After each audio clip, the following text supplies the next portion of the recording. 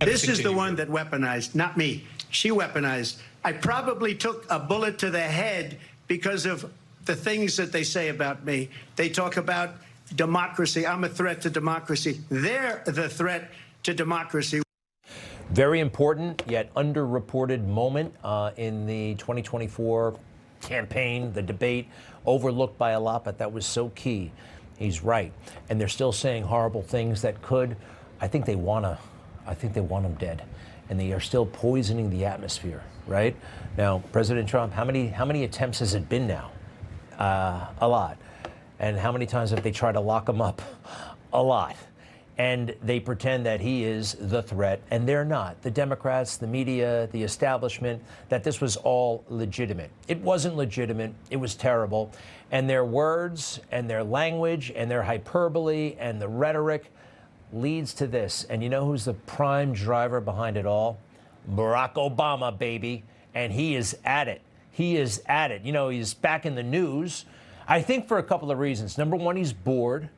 He walked into a classroom about 2 weeks ago in New York City, and none of the first graders knew who he was, right? They were born post his presidency, and they didn't care. Just like I didn't care when, you know, Lyndon Johnson, who cares, right? So he wants to be in the mix again, right? Making money. He was doing it all off on the side. I call him conspirator number one. This guy was pulling all the strings regarding the Russia hoax and so much more. It's all suspicious. Even his staying in Washington, D.C. after the presidency. No president does that, and he's still there. In addition to Hawaii, Europe, Martha's Vineyard, and the rest.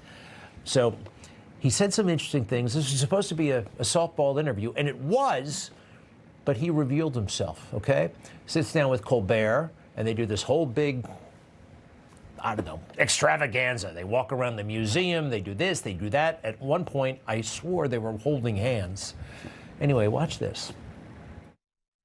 What powers do you believe the president should not have? Well, there are a couple that I followed even though they weren't law.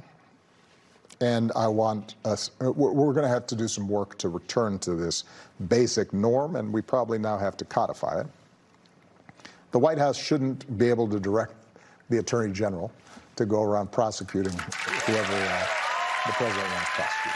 Right, because technically it's under the executive branch. Technically, the norm is that it's independent. The idea is that the Attorney General is the people's lawyer. It's not the president's consigliere.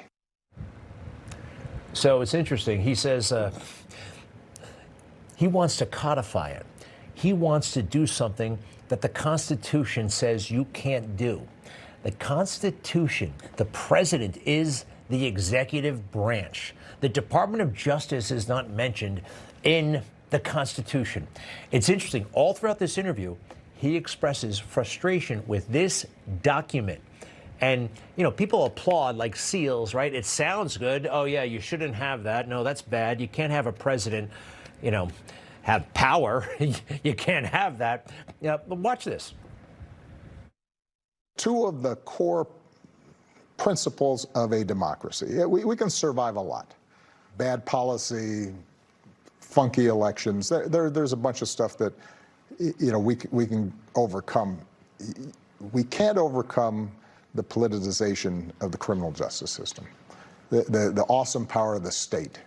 You can't have a situation in which whoever's in charge of the government starts using that to go after their political enemies. He is saying right now that we can survive anything except what President Trump, he says, is doing right now, going after his political enemies, which, oh, by the way, you know, you can characterize it like that. What happened to him? What did you guys do to him? You think this was on the up and up? It wasn't, okay? But the interesting thing is President Trump does have the power. And Biden actually had the power as well. They lied. They pretended that they weren't exerting it, but they were. Information. Truth. Is freedom. Is Newsmax. It's real news for real people.